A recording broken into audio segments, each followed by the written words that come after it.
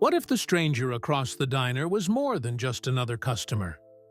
9-year-old Zoe Tucker has always wondered about her father. Her mother, Marlene, a hard-working waitress at the Silver Spoon Diner, has carefully avoided the subject for years. But when Take Your Child to Work Day brings Zoe face-to-face with a mysterious blue-eyed stranger, everything changes. One chance encounter, one familiar photograph, one moment of recognition. Sometimes the truth isn't lost. It's just waiting to be found.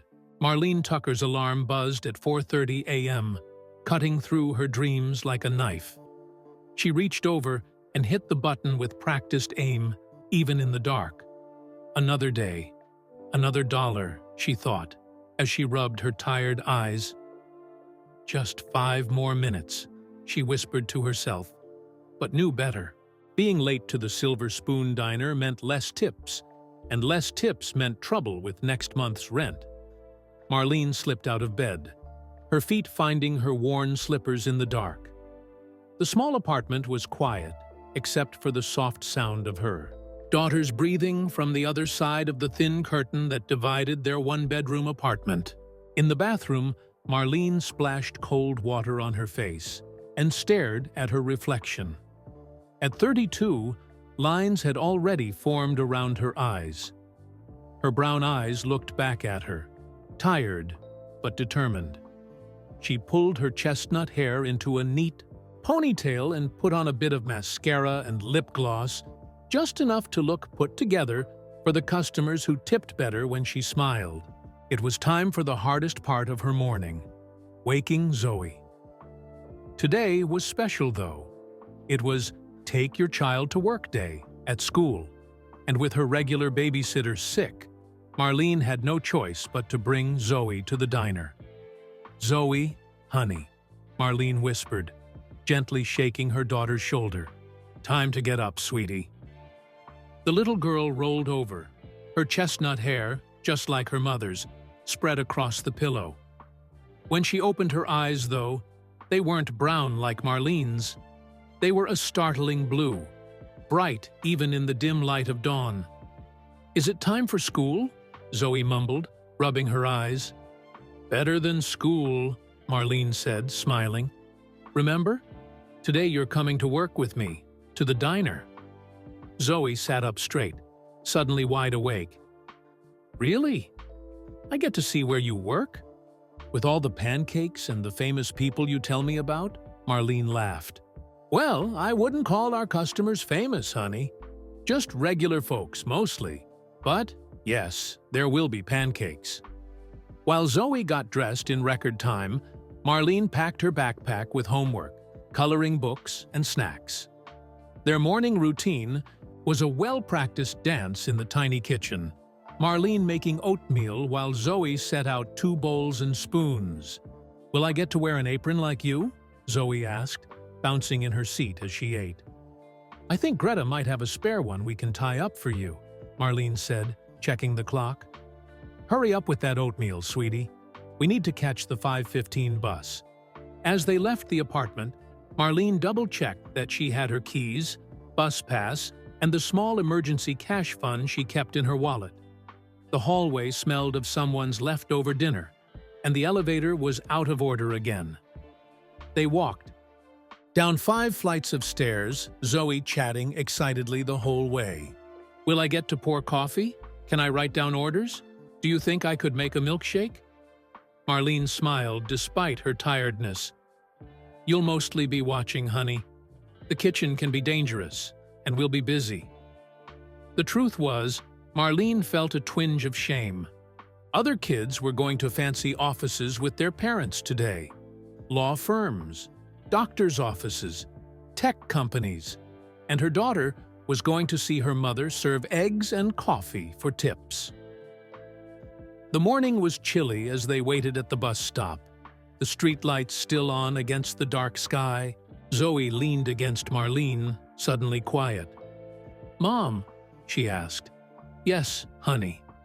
Are you sad I'm coming to work with you?" Marlene looked down, surprised. "What? No, of course not." "You look worried," Zoe said, her blue eyes serious. "Is it because our apartment is small and your job is hard? Tommy Peters said his dad says waitresses are just—" "Hey," Marlene cut her off gently, kneeling down to meet her daughter's eyes. "I am never ever sad to be with you, and I'm proud of my job. It's honest work that puts food on our table and keeps a roof over our heads." The bus rumbled up to the stop, its headlights cutting through the early morning darkness. They climbed aboard, finding seats near the back. As the bus made its way across town, the sky slowly brightened from black to deep blue. "Will the rich customers be there today?" Zoe asked, her face pressed against the window. "Like the man with the gold watch you told me about?" Marlene sighed. She sometimes told Zoe stories about the occasional well-off customers who came to the diner, business people in nice suits, or the theater crowd after shows. She'd exaggerated a bit to make her job sound more exciting. "Probably. Not this early, honey. Mostly regular folks who need breakfast before work, just like us." As the bus neared their stop, Marlene felt Zoe's small hand slip into hers and squeeze tight. "I think your job is the most important job," Zoe said seriously, "because you make people happy when they're hungry." Marlene's throat tightened as she squeezed her daughter's hand back. "Thank you, sweetie." They stepped off the bus just as the first light of dawn broke across the sky. The Silver Spoon Diner's neon sign flickered to life, casting a blue glow on the sidewalk. Marlene took a deep breath and straightened her shoulders. "Ready?" she asked. Zoe nodded, eyes wide with excitement. "Ready!" Hand in hand, they walked toward the diner, Zoe practically skipping while Marlene silently hoped for a smooth, uneventful day. The bell above the door jingled as they entered the Silver Spoon Diner. The smell of coffee, bacon, and pancakes wrapped around them like a warm blanket. The diner was clean, but showing its age. The black and white checkered floor had faded to gray in some spots, and the red vinyl booths had patches of duct tape covering small tears. "Marlene! And who is this pretty young lady?" called a woman with silver hair pulled into a tight bun. She wore a name tag that read Greta and had laugh lines around her eyes. "This is my daughter, Zoe," Marlene said, helping Zoe out of her jacket. "It's take your child to work day at her school." Greta came around the counter and bent down to Zoe's level. "Well, hello there, Zoe. I've heard so much about you. Your mom shows us your school pictures every year." Zoe smiled shyly. "Nice to meet you, Ms. Greta."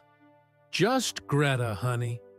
I've been running this place for 20 years, but I'm not that old yet." She winked and straightened up. "Marlene, why don't you get changed while I show Zoe around?" As Marlene headed to the back room to put on her uniform, Greta took Zoe's hand. "Let me introduce you to everyone. That's Hector at the grill. He looks mean, but he's really a teddy bear." A large man with a thick mustache waved a spatula from behind the counter. "Hola, pequeña. You want chocolate chips in your pancakes? Today? Special for Marlene's girl." Zoe's eyes widened. "Yes, please. And this is Daphne," Greta continued, pointing to a young woman with bright pink tips in her brown hair. "She works here part-time while she goes to college." "Hey, kiddo," Daphne said, balancing 3 plates of eggs on her arm. "Your mom's the best waitress we've got, you know." Zoe nodded proudly. "I know." Greta led Zoe to a small table in the corner. "This will be your spot today. You can do your homework or draw, and you can watch your mom work. But stay out of the kitchen. Hot stoves aren't for little fingers." When Marlene returned in her light blue uniform dress and white apron, she found Zoe already settled at her table with a small cup of hot chocolate topped with whipped cream. "Hector's orders," Greta explained with a smile. "Can't have the kid of our best waitress going hungry." Marlene smiled gratefully and went to her daughter. "You okay here, sweetie? I need to start setting up for the morning rush." "I'm good," Zoe said, sipping her hot chocolate. "Can I have an apron too?" Greta overheard and disappeared into the back room, returning with a white apron. "Here you go, our newest employee." The apron was much too big, wrapping around Zoe's small body twice, but Marlene tied it with a neat bow in the back. Zoe beamed with pride, running her hands over the front pocket. As the morning went on, the diner filled with customers.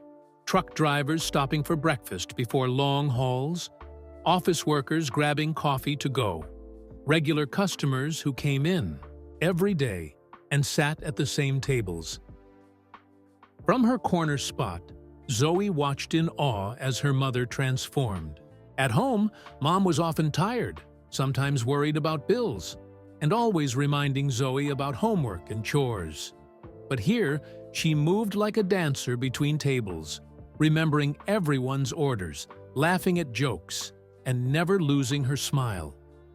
"More coffee, Sam?" Marlene asked an old man in overalls, already pouring before he nodded. "Extra syrup for your waffles, right, Diane?" she said to a woman in a business suit, who looked surprised, Marlene remembered. Even when a man at table 7 complained that his eggs were too runny, Marlene didn't get upset. "I'm so sorry about that, sir. I'll have Hector make you a fresh plate right away." During a quick break, Marlene checked on Zoe. "How are you doing, honey? Not too bored?"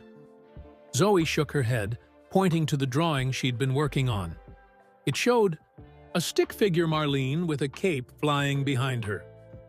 "You're like a superhero, Mom. You remember everything and make everyone happy." Marlene laughed, but Zoe noticed she rubbed her back when she thought no one was looking. She saw her mom count tips quietly in the corner, tucking them into her apron pocket with a small sigh. At lunchtime, the diner filled again. A thin man in a faded jacket came in and sat at the counter. Zoe watched as he carefully counted out $4 bills and 2 quarters, placing them on the counter before ordering. Marlene brought him a plate with a burger, fries, and an extra side of bacon that wasn't written on his check. The man nodded gratefully but didn't say much. "Who's that?" Zoe asked Daphne when she came to check on her. "That's Mr. Finley," Daphne whispered. "He lost his job last year. Your mom always gives him extra food but doesn't charge him for it. Don't tell Greta, though." But Zoe had seen Greta look the other way, pretending not to notice. By mid-afternoon, the rush had died down. Zoe had finished her homework and 3 drawings. Her legs were getting wiggly from sitting so long, but she didn't complain. She wanted to be good so her mom would bring her again someday. A group of teenagers came in, loud and laughing. They left a mess of ketchup and crumpled napkins, and hardly any tip. Zoe watched her mother clean up after them without complaint. "Why are you still smiling?" Zoe asked when Marlene came by to check on her. "Those kids were mean." Marlene shrugged. "Most people are nice, some aren't. Can't let the not nice ones ruin your day." She tucked a strand of hair behind Zoe's ear. "Besides, for every table like that, there's someone like Mrs. Gonzalez who tips extra because I remember she likes lemon in her water." As if on cue, an elderly woman with a walking cane entered the diner. Marlene quickly filled a glass with water and a slice of lemon, leading the woman to her usual booth. From her corner, Zoe watched it all, seeing her mother in a new light. She opened her notebook and began another drawing, this time of her mother not as a superhero with a cape, but as she really was, tired but strong, working hard but always kind. And that, Zoe thought, was even better than a superhero. The lunch rush was finally over. Marlene's feet ached as she made her way to Zoe's corner table, carrying a plate with a grilled cheese sandwich cut into triangles, just the way Zoe liked it. "Lunch break for me means lunch for you," Marlene said, sliding into the chair across from her daughter. "How are you holding up, kiddo?" "I love it here," Zoe said between bites. "Hector showed me how he flips pancakes, and Daphne let me put the little jelly packets in the basket." Marlene smiled, reaching over to wipe a smudge of ketchup from Zoe's cheek. "I'm glad you're having fun. I need to check your math homework when you're done eating." As they looked through Zoe's multiplication worksheets together, the bell above the door chimed. Marlene glanced up automatically, then froze. A man in his early 40s stood in the doorway, scanning the diner with confident eyes. His charcoal gray suit looked expensive, perfectly tailored to his tall frame. A silver watch glinted on his wrist as he checked the time. His dark hair was neatly trimmed with touches of silver at the temples, making him look distinguished rather than old. "Mom? What's 7 times 8 again?" Zoe asked, but Marlene didn't answer. She was staring at the man as if she'd seen a ghost. The stranger chose a booth by the window, sitting with his back straight, placing his phone on the table beside him. Something about the way he moved, purposeful, confident, made him stand.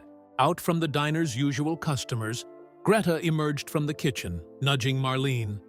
"Table 9 needs service, Marlene." "Marlene!" Marlene blinked, coming back to herself. "Sorry, Greta.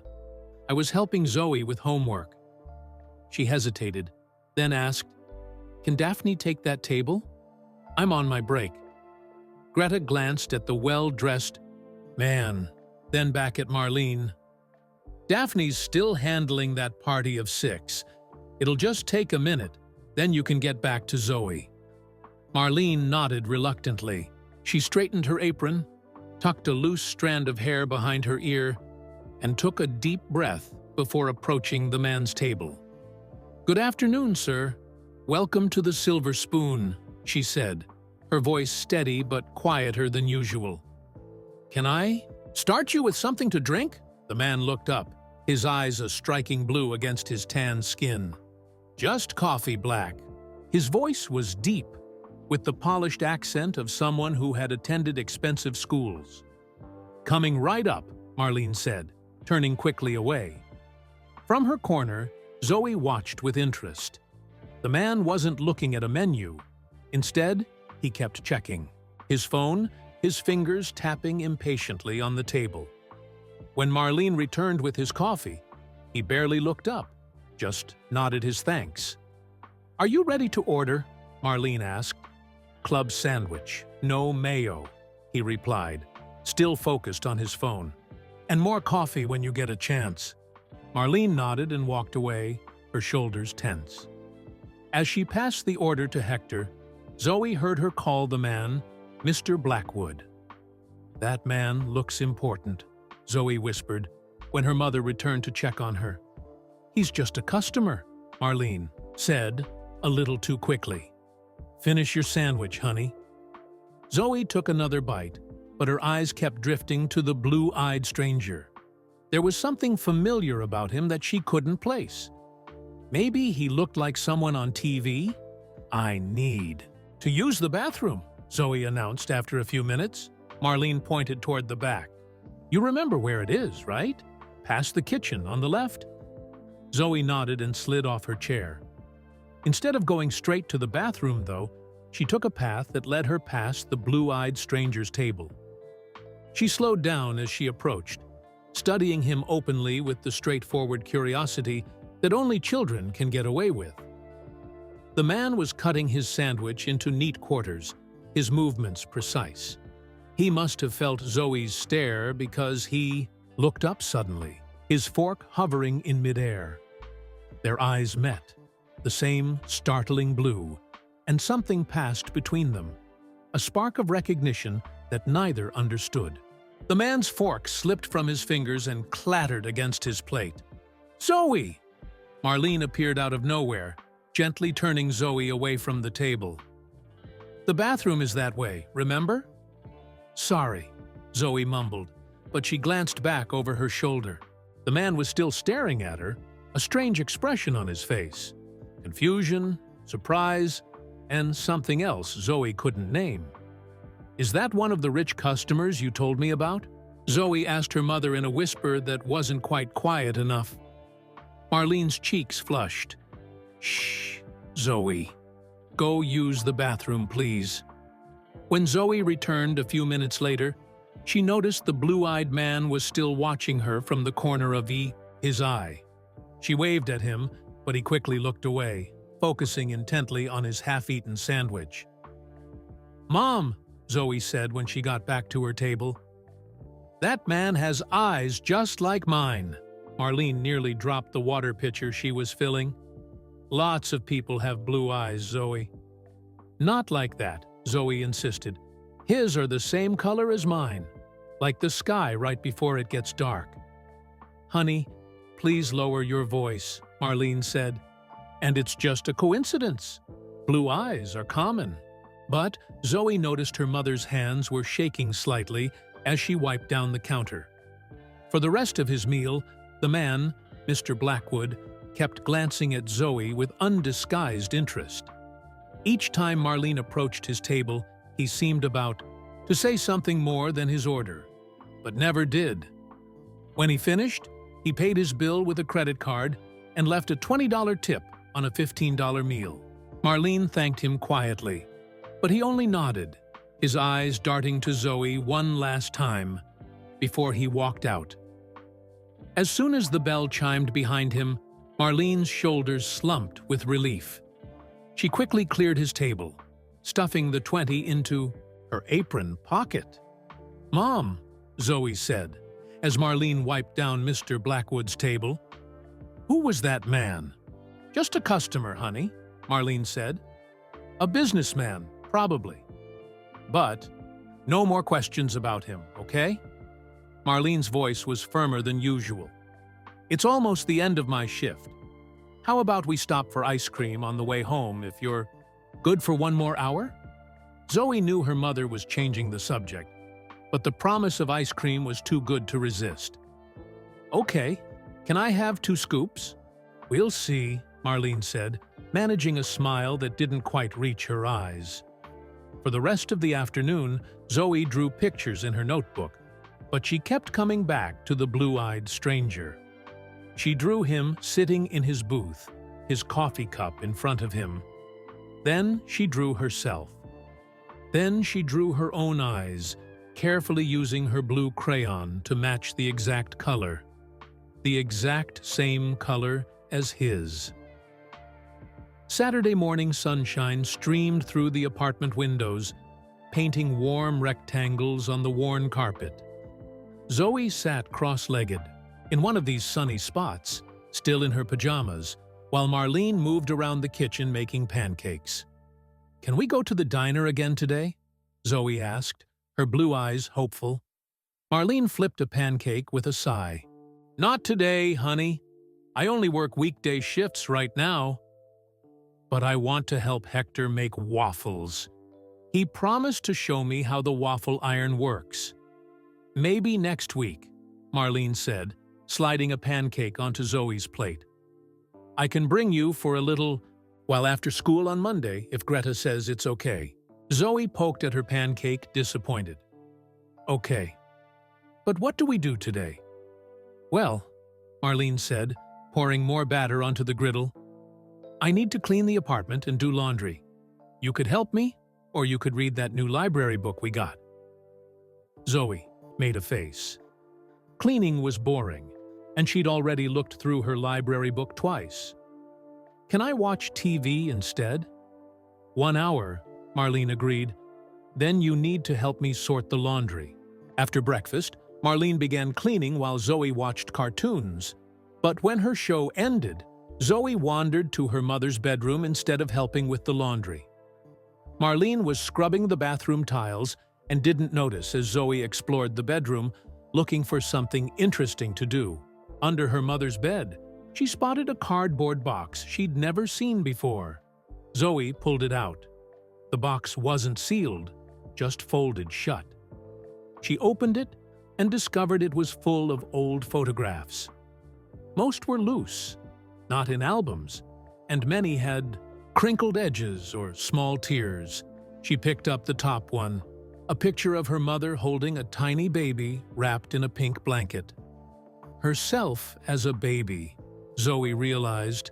Her mother looked younger, with longer hair and a tired smile.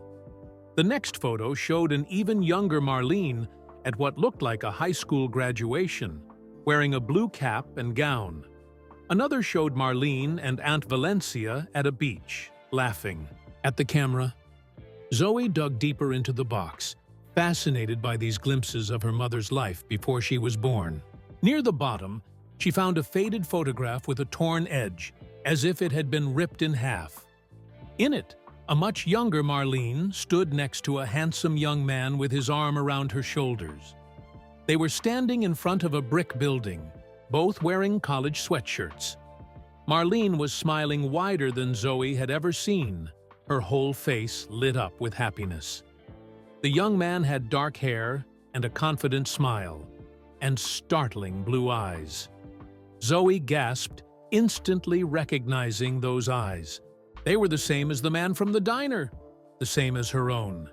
She flipped the photo over. In faded blue ink, someone had written, "Ellie and Mar, Forever, 2013.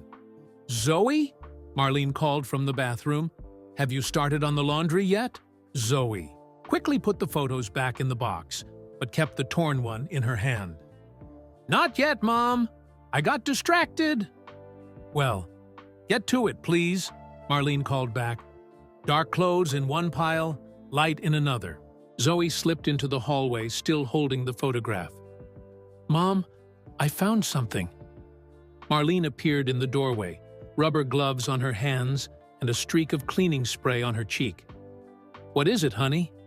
Zoe held up the photo. "Is this you when you were younger? Who's the man? Why does he have the same eyes as me?" The color drained from Marlene's face.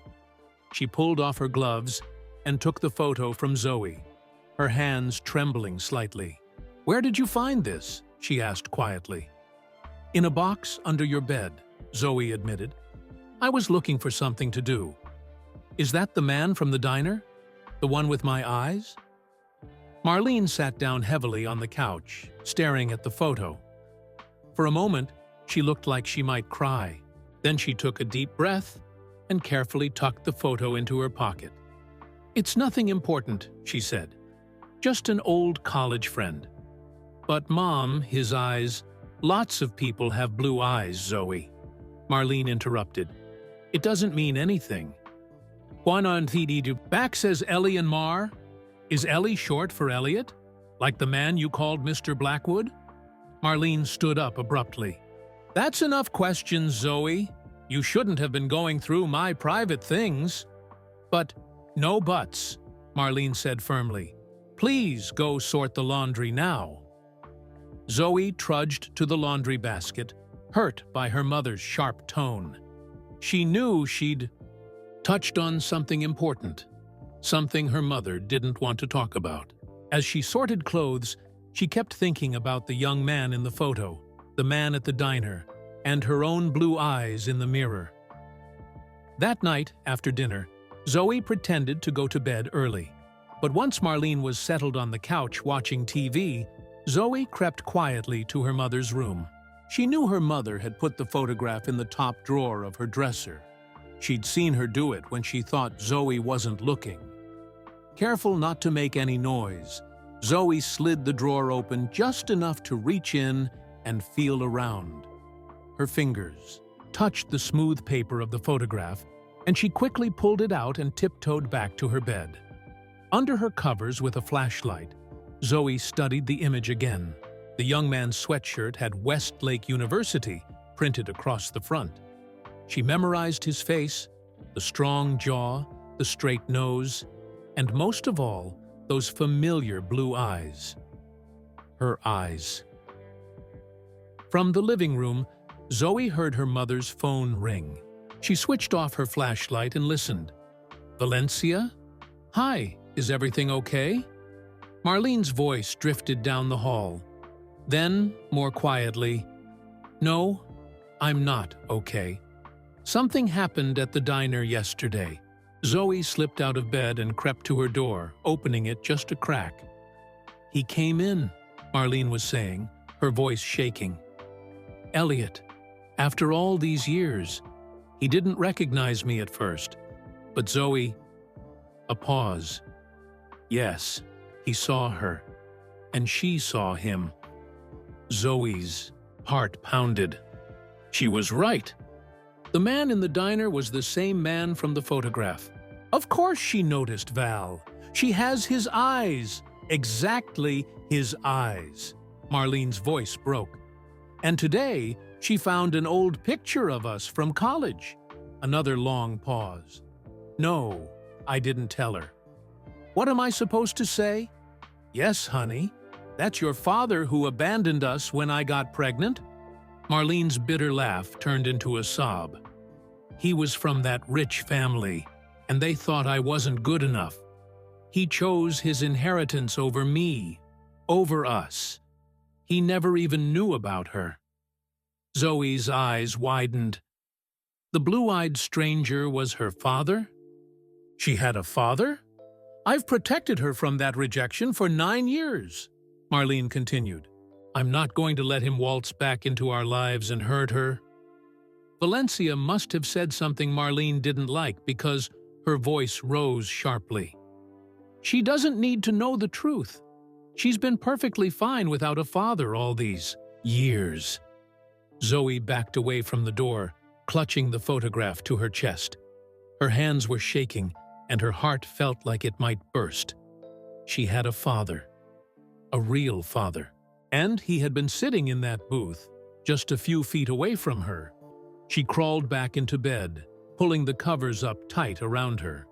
Under her pillow, she carefully placed the photograph of her mother and the man who was apparently her father. Elliot Blackwood. The blue-eyed stranger who was not a stranger at all. Zoe barely slept that night.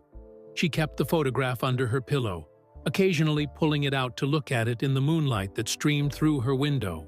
Her mind raced with questions. If that man was her father, why had he never been in her life? Why hadn't her mother ever told her about him? Did he even know he had a daughter? Sunday passed in a blur. Zoe pretended everything was normal, helping, with chores and watching movies with her mother. But inside, she was bursting with her secret knowledge. When Monday morning came, Zoe had dark circles under her eyes from lack of sleep. "Are you feeling okay, honey?" Marlene asked, feeling Zoe's forehead as they ate breakfast. "You look tired." "I'm fine," Zoe mumbled, pushing her cereal around in the bowl. "Just didn't sleep good." Marlene frowned. "Well, if you're getting sick, maybe you should stay home today." Zoe's head snapped up. "No, I feel fine, really. I want to go to school." But as soon as Marlene left for work, promising to pick Zoe up from school later, Zoe's plan went into action. She wasn't going to school today. She waited 10 minutes to make sure her mother was truly gone, then changed out of her school clothes into jeans and her favorite blue sweater, the one her mother said matched her eyes. She brushed her hair, neatly, and tied it back with a ribbon. From the kitchen jar labeled "Emergency Money," she took a $20 bill, feeling guilty but determined. She wrote a quick note. "Gone to Lily's house after school. Back by dinner. Love, Zoe." Lily was a girl from her class who lived in the next building. With the photograph safely tucked in her pocket and the address of the Silver Spoon Diner memorized, Zoe left the apartment. Her heart pounded as she walked to the bus stop. She'd never done anything like this before. Never lied to her mother, never skipped school, never taken money without asking. But she had to know the truth. At the bus stop, an elderly woman smiled at her. No school today, dear? Teacher work day, Zoe lied, her cheeks burning. She'd never been a good liar. The bus ride downtown seemed to take forever. Zoe kept her eyes on the buildings outside the window, counting the stops until she needed to get off. When the bus finally reached her stop, she thanked the driver politely, just as her mother had taught her. The Silver Spoon Diner looked different in the morning light. Through the large front windows, Zoe could see it was busy with the breakfast crowd. She spotted her mother moving between tables, carrying plates of food. Ducking behind a parked car, Zoe checked her watch. It was almost 10:30 a.m. She remembered that the blue-eyed man, her father, had come to the diner for a late lunch yesterday, around 1:00 p.m. She would need to wait for the next 2 hours. Zoe moved between a nearby park bench and a bookstore. Across the street, trying to stay out of sight while keeping an eye on the diner. Her stomach growled, reminding her she'd barely touched her breakfast, but she saved her money for bus fare home. At exactly 12:45 p.m., a black car pulled up in front of the diner. Zoe's heart skipped a beat as she saw Elliot Blackwood step out, straightening his suit jacket before walking toward the entrance. This was it, her chance. She waited until he had gone inside and been seated before making her move. Through the window, she could see her mother was in the back, probably in the kitchen. Elliot sat at the same booth by the window as before, looking at his phone. Taking a deep breath, Zoe pushed open the diner door. The familiar bell jingled, but in the busy lunchtime noise, nobody paid attention to one small girl entering. Head held high, she walked straight to Elliot's booth, her heart pounding so hard she thought it might burst from her chest. He didn't notice her at first, his attention fixed on his phone. Zoe stood beside his table, clutching the photograph in her sweaty hand. Her mouth felt dry. What if he got angry? What if he laughed at her?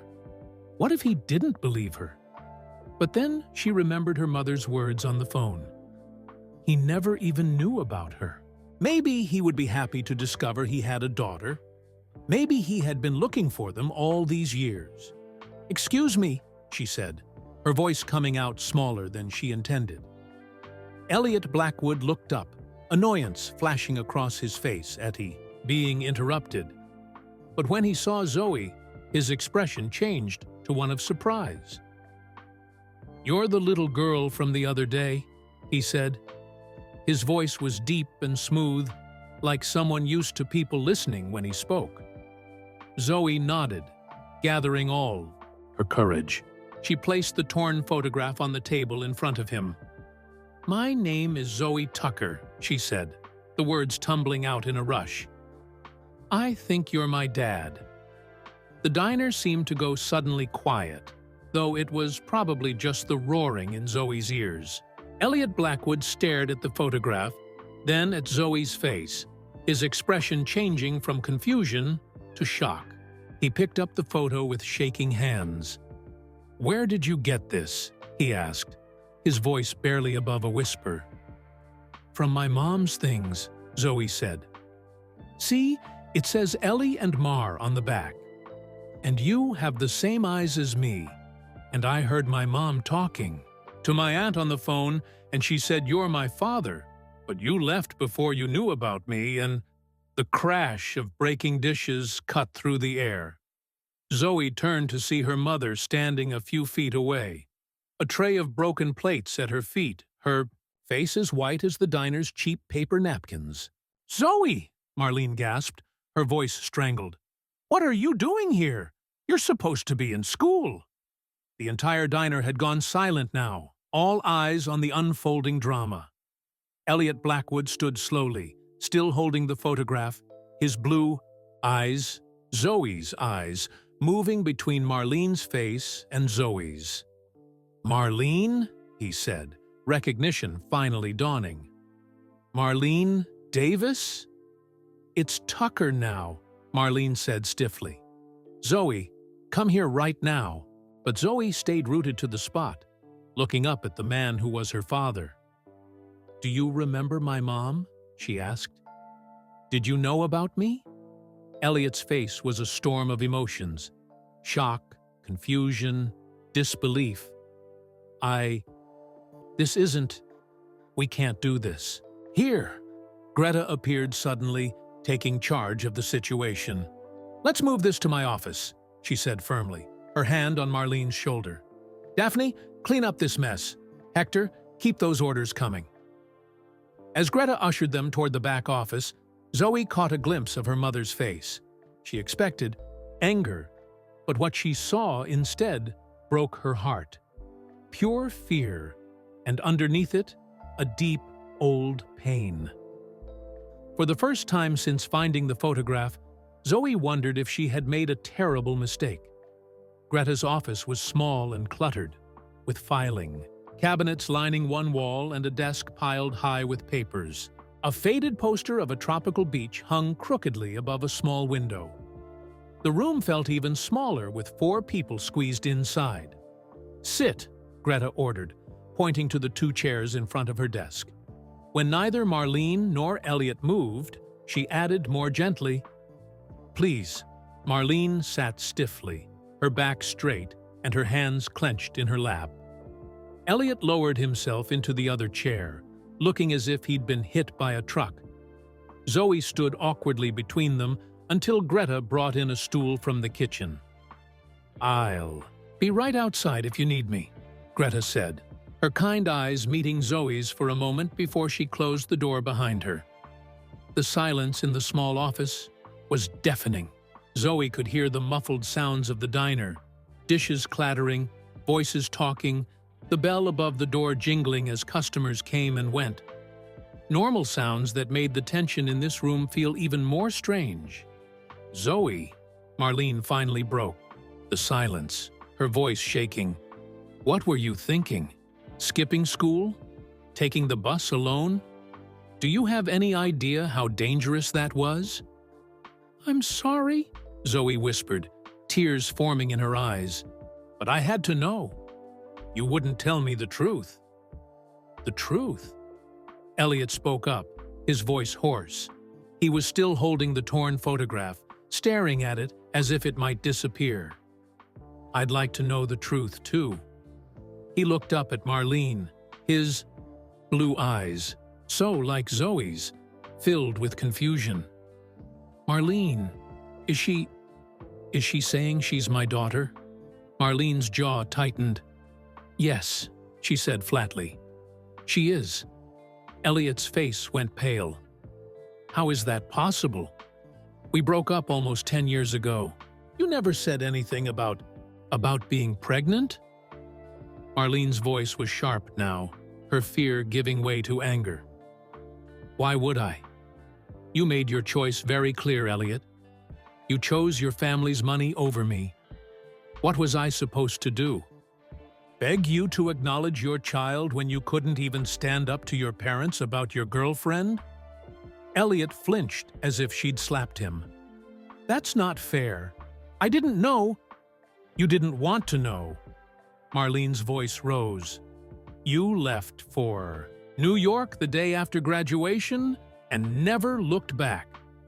Your parents made it very clear that a scholarship girl from the wrong side of town wasn't good enough for their precious son." Zoe shrank back on her stool, tears now flowing freely down her cheeks. She had never seen her mother this angry, this hurt. "Stop it," she cried. "Please, stop fighting." Both adults turned to look at her, suddenly remembering she was there. Marlene's face softened immediately, and she reached for Zoe's hand. "Oh, honey, I'm sorry. You shouldn't be hearing this." "But it's about me," Zoe said, wiping her tears with her sleeve. "Don't I get to know? All the other kids have dads, or at least know who their dads are. When they ask me, I say, I don't have one. But that's not true, is it?" The hurt in her voice made both adults look away, ashamed. Elliot cleared his throat. "Zoe, I didn't know about you. If I had, would you have stayed? Zoe asked directly, her blue eyes, his eyes, meeting his. Elliot opened his mouth, then closed it again. He looked at Marlene, then back at Zoe. I don't know, he admitted finally. I was young and stupid. I made a lot of bad choices back then. Like leaving my mom? Zoe pressed. Elliot winced. Yes, like that. Marlene sighed heavily. Zoe, this isn't as simple as you think. Adult relationships are complicated. Then explain it to me, Zoe demanded. Why did he leave? Why didn't you tell him about me? Why didn't you tell me about him? The simple, direct questions hung in the air between them.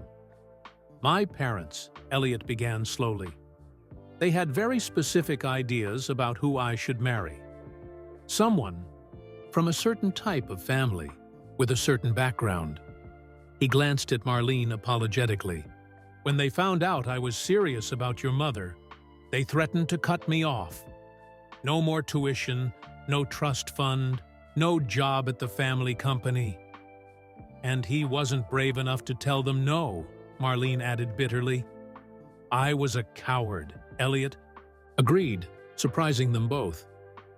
I had never stood up to my parents before. I didn't know how to live without their money, their approval. So I gave in. It was the biggest mistake of my life.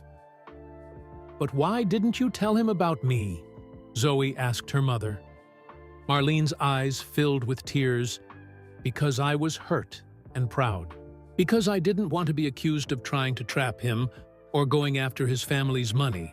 Because by the time I knew I was pregnant, he was already gone. I tried to find you, Elliot said quietly to Marlene. A few years later, when I finally grew up a little. But you'd moved, changed your number. No one knew where you'd gone. I moved here for a fresh start, Marlene said. I couldn't bear to stay in that town where everyone knew I'd been dumped by Elliot Blackwood. And you never told me about her, Elliot said, his voice breaking as he looked at Zoe. 9 years. I've missed 9 years of her life. You gave up the right to know when you walked away, Marlene said, but her voice had lost its edge, sounding more tired than angry now. Zoe looked between her parents. These two strangers who had once loved each other, who had created her. All this time, she said softly, I thought maybe my dad was dead, or in jail, or just didn't want me. But you didn't even know I existed? Elliot shook his head, his eyes wet. No, Zoe, I didn't know. If I had, he trailed off, unable to finish. What happens now? Zoe asked, the simple question cutting through all the adults' complicated emotions. Neither Marlene nor Elliot had an answer. The silence was broken by a firm knock on the door. Greta poked her head in. Sorry to interrupt, but Marlene, we've got customers backing up out there, and Mr. Blackwood, your driver just came in looking for you. Says you're late for a meeting. Real life, intruding on this strange bubble of past secrets and present pain. Marlene stood up, smoothing down her apron with shaking hands. I have to get back to work. Zoe, you sit right here and don't move. We'll discuss your punishment for skipping school later. I have to go too, Elliot said, rising from his chair. But this isn't over. He pulled a business card from his pocket and handed it to Marlene. My number. Please call me later. We need to talk more. Marlene hesitated, then took the card. I can't promise anything. Mom, Zoe said, her voice small but determined. Please don't be mad at him. He didn't know about me. Marlene's face softened as she looked at her daughter. Oh, Zoe, it's much more complicated than that. As her mother left to return to work, Zoe remained on the stool, feeling very small and very confused. Elliot lingered by the door, looking at her as if trying to memorize her face. I have blue eyes, Zoe said suddenly. Like you. A smile broke across Elliot's face, transforming it. Yes, exactly like mine. Mom says I'm stubborn. Is that from you, too? Elliot laughed, a short, surprised sound. Probably. My mother always said I was the most stubborn child she'd ever met. Before either could say more, Greta appeared again. Mr. Blackwood, your driver is getting impatient. Elliot nodded, but turned back to Zoe. I have to go now, but I'll see you again soon, I promise. As he walked out of the office, Zoe wondered if that was a promise he would keep or break, just like he had broken his promise to her mother all those years ago. The rest of the afternoon passed in a blur. Greta brought Zoe a grilled cheese sandwich and a chocolate milkshake, but she could barely eat. She sat quietly in the office, drawing pictures in her notebook to pass the time. She drew her mother, herself, and now, for the first time, her father. A family portrait that had never existed in real life. At the end of her shift, Marlene came into the office, her face tired but calmer than before. She sat down across from Zoe with a sigh. I called your school, she said. I told them you were sick today. You lied for me? Zoe asked, surprised. This once, Marlene said firmly. Because I don't want them asking questions we're not ready to answer. But don't think this means you're not in trouble, young lady. What you did today was dangerous and irresponsible. I know, Zoe admitted, but you wouldn't tell me the truth. Marlene was quiet for a moment. You're right. I should have told you about your father sooner. I was trying to protect you, but maybe I was protecting myself too. They walked home, together in silence, both lost in their own thoughts. When they reached their apartment building, Marlene's phone rang. She checked the caller ID and frowned. It's him, she said. Are you going to answer it? Zoe asked hopefully. After a long pause, Marlene pressed the answer button. Hello, Elliot. Zoe couldn't hear what he was saying, but she watched her mother's face closely. No, we just got home. Yes, she's right here. I don't think that's a good idea right now. Marlene frowned at whatever Elliot was saying. Fine, but just for a few minutes. She hung up and turned to Zoe. He's coming over. Says he needs to talk to us both. Zoe's heart leaped with excitement. He's coming here? To our apartment? Don't get your hopes up, Marlene warned. This doesn't mean anything is going to change. But Zoe was already racing up the stairs, suddenly energized. Their apartment was a mess. Dirty dishes in the sink. Laundry piled on the couch, her school books scattered across the floor. Mom, we have to clean up, she called, frantically gathering her toys. Marlene followed more slowly, a worried expression on her face. Zoe, stop. He needs to see how we really live. I'm not going to pretend our life is something it's not. Before they could argue further, there was a knock at the door. Marlene froze, her eyes wide with panic. He can't be here already. But when she opened the door, it wasn't Elliot, but a young man in a uniform. Delivery for Ms. Tucker, he said, handing her a large paper bag. I didn't order anything, Marlene said, confused. It's already paid for, ma'am, the delivery man said before hurrying away. Inside the bag were containers of food from an expensive restaurant downtown. Steak, pasta, salad, and chocolate cake. A note was attached. Thought you might be hungry. Be there soon. He sent dinner? Marlene said, a mix of emotions crossing her face. Zoe opened one of the containers, breathing in the wonderful smell. It looks fancy. He's trying to impress us, Marlene muttered. But she didn't stop Zoe from setting the food out on their small kitchen table. 20 minutes later, there was another knock at the door. This time, it was Elliot, looking slightly less polished. than earlier. He'd removed his tie, and his hair was mussed, as if he'd been running his hands through it. "May I come in?" he asked formally. Marlene stepped aside without a word, allowing him to enter their small apartment. Elliot looked around, taking in the worn furniture, the patched curtains, the water stain on the ceiling. "Thank you for the food," Marlene said, stiffly. "It was the least I could do," Elliot replied. "I remember you used to love Giovanni's pasta." "That was a long time ago," Marlene said, but her voice had softened slightly. An awkward silence fell over the room. Zoe looked between her parents, these two strangers who seemed not to know what to say to each other. She was about to speak when Elliot's phone rang. He checked it quickly.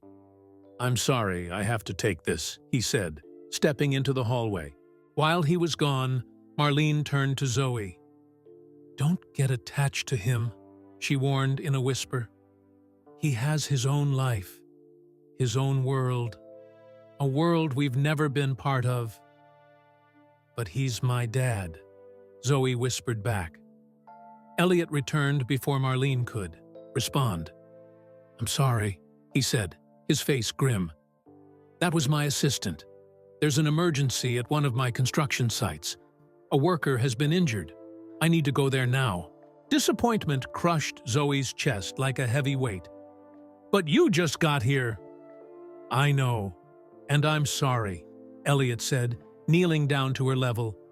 "But I promise I'll come back tomorrow. We can talk more then." "Another promise?"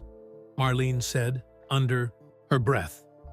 Elliot stood up, facing Marlene. "I mean it. Things are different now. I'm different." After he left, Marlene and Zoe ate the fancy food in silence.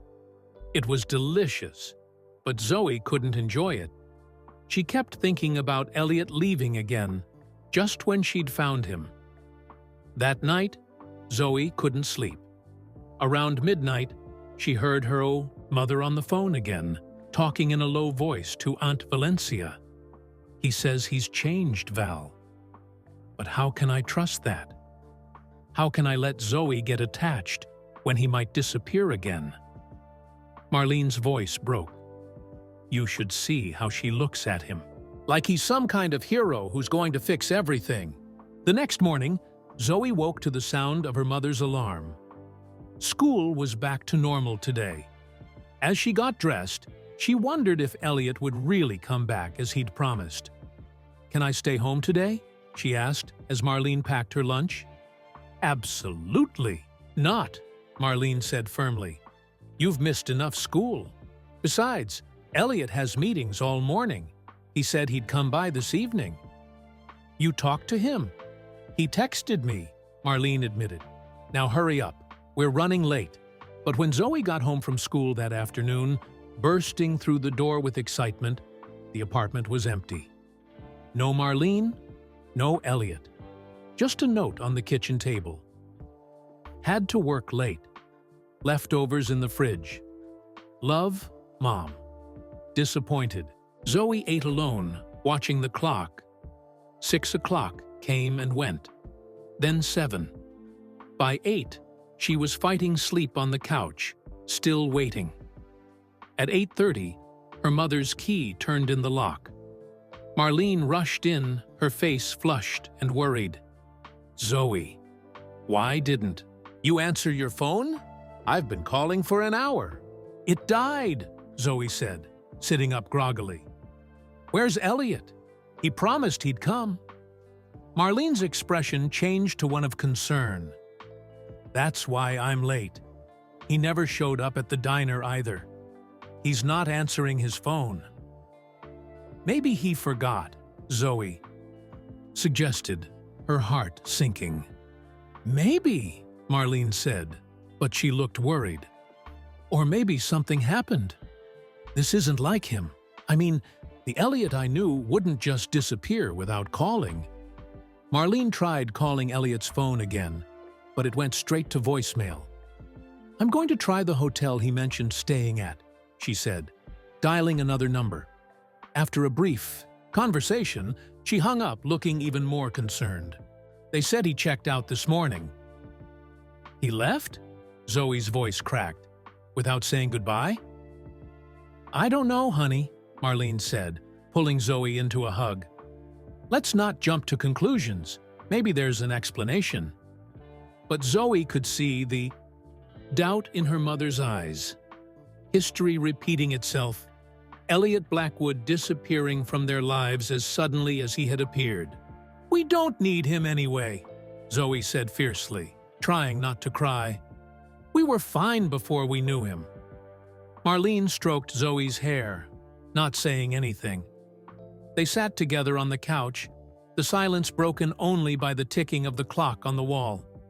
Just as Zoe was about to give up hope, there was a pounding on their door. Marlene jumped up to answer it. Elliot stood in the hallway, his expensive suit wrinkled and dirty, a cut above his eye. What happened to you? Marlene gasped. Car accident, Elliot said, his voice rough. Nothing serious, but my phone was destroyed. I've been trying to get here for hours. I'm so sorry. Zoe ran to him, suddenly afraid he might disappear again if she didn't hold on to him. You came back. Of course I did, Elliot said, wincing slightly as she hugged him. I promised, didn't I? For the first time, Zoe believed him. Marlene helped Elliot to the couch, her earlier anger replaced with concern. That cut needs cleaning, she said, going to the bathroom for the first aid kit. What happened? Taxi got sideswiped on the way here, Elliot explained, wincing as he sat down. We weren't going fast, but my head hit the window. The hospital wanted to keep me for observation, but I refused. He looked at Zoe with a small smile. I had a promise to keep. Zoe sat beside him, watching as her mother gently cleaned the cut above his eye. It was strange to see them together like this, her mother taking care of her father, like a real family. You could have called from the hospital, Marlene said, her voice softer than before. My phone was smashed in the accident, Elliot explained, and I didn't have your number memorized. By the time I got checked out and found a cab willing to bring me here, it was already late. He looked around their small apartment. I'm sorry about all of this. The last thing I wanted was to worry you both. After Marlene finished with the bandage, she made tea. The three of them sat awkwardly in the living room, sipping from mismatched mugs, no one sure what to say. I should go to bed, Zoe said finally, though she didn't want to leave. She was afraid Elliot might disappear if she took her eyes off him. It's late, Marlene agreed. School tomorrow. Can I stay home again? Zoe asked hopefully. Nice try, Marlene said with a small smile. But no, education comes first. Elliot nodded. Your mom's right. School is important. He hesitated, then added, but I'll be here when you get home tomorrow, if that's okay with your mother. Marlene didn't answer right away. We'll see, she said finally. Good night, Zoe. Reluctantly, Zoe went to her bedroom, but she left the door cracked open so she could hear the adults talking. She's amazing, she heard Elliot say. You've done an incredible job raising her. I had to, Marlene replied quietly. There was no one else. There was a long pause before Elliot spoke again. Marlene, I know I have no right to ask this, but I want to be part of her life, of both your lives, if you'll let me. It's not that simple, Elliot. You can't just walk back in after 9 years and expect… I know it's not simple, but she's my daughter. Now that I know she exists, I can't just walk away again. Even if your parents disapproved, even if it cost you everything. Another pause. My parents are gone now, Elliot said softly. Dad had a heart attack 3 years ago. Mom followed 6 months later. The family business is mine now, along with everything else they wanted me to have so badly. I'm sorry about your parents, Marlene said, and she sounded like she meant it. The ironic thing is, Elliot continued, none of it matters. The money, the business, it's just stuff. Empty.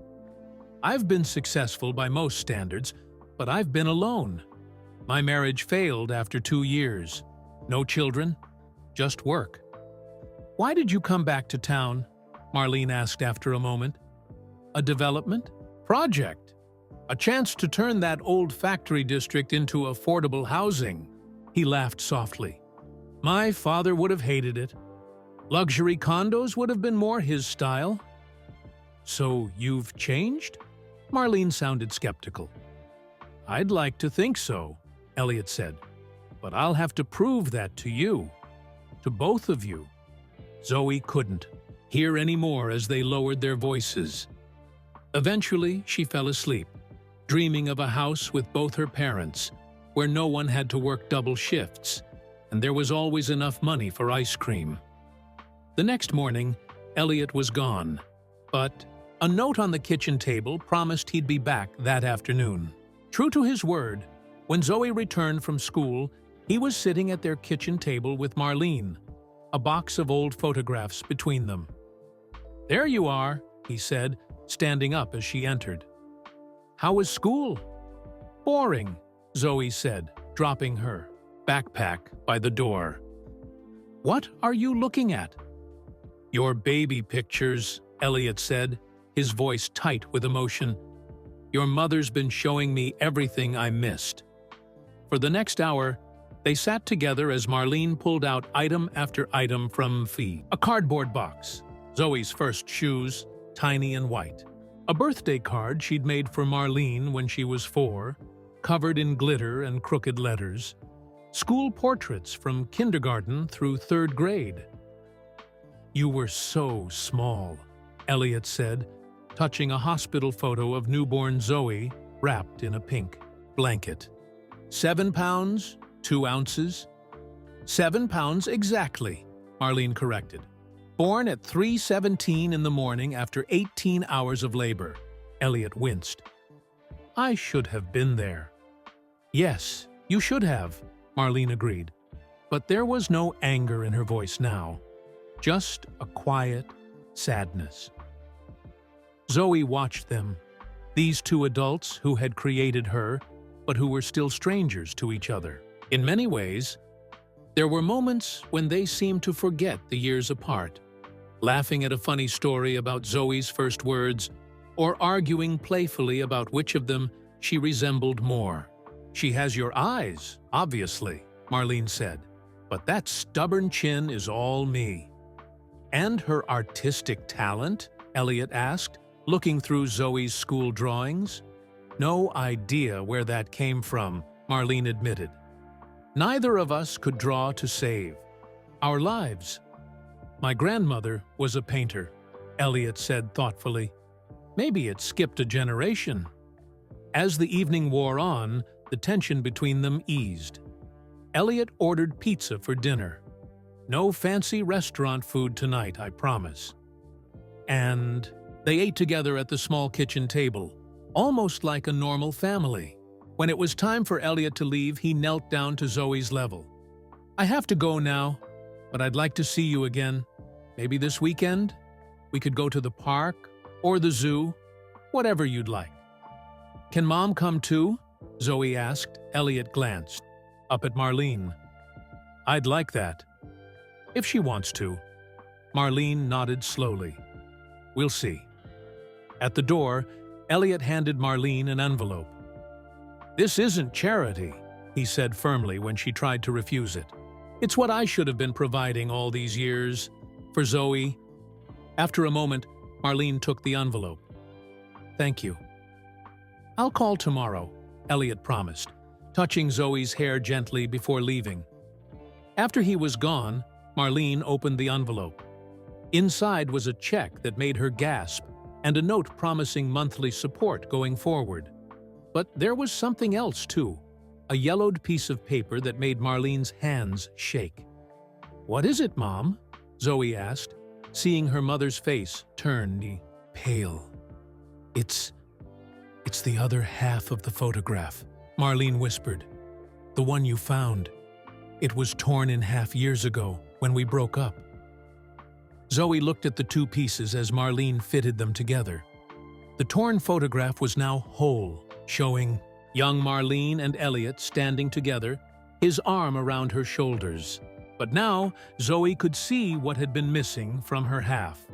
Her mother's hand resting protectively on her stomach, with Elliot's hand covering hers. Marlene turned the complete photo over. On the back, in Elliot's neat handwriting, were the words she remembered: "Ellie and Mar, forever, 2013. But below that, in the same handwriting, was something she had never seen. "Baby due, December 14th. "Mom?" Zoe asked, confused by her mother's shocked expression. "What does it mean?" Marlene couldn't speak.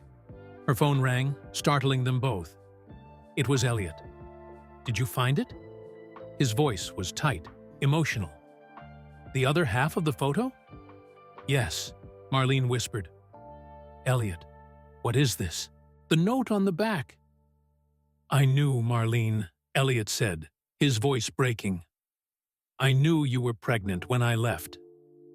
Zoe watched as her mother sank into a chair, her face a mask of shock and pain. "You knew? All this time? You knew about the baby? About Zoe? And you still left?" Marlene's voice rose in disbelief. "It wasn't what you think," Elliot said urgently. "I need to explain. Not over the phone. Can I come back? Please?" Marlene looked at the photo in her hand, then at Zoe's confused face. "Yes," she said finally. "We need to hear the truth. All of it." As she hung up the phone, Zoe took her mother's hand. "Mom, is everything okay?" Marlene squeezed her daughter's hand, her eyes filled with tears. "I don't know, honey. It seems like your father and I have a lot more to talk about than I thought." They sat together in silence, waiting for Elliot to return, waiting for the final piece of truth that would either heal their broken family or tear it apart forever. That was the end of this story. Where are you listening from? If you enjoyed this emotional journey of Marlene, Zoe, and Elliot, please like this video and subscribe to our channel for more such interesting stories. Don't forget to share this video with your friends and family to spread kindness and awareness. Your support helps us continue creating content that touches hearts and connects us through shared human experiences.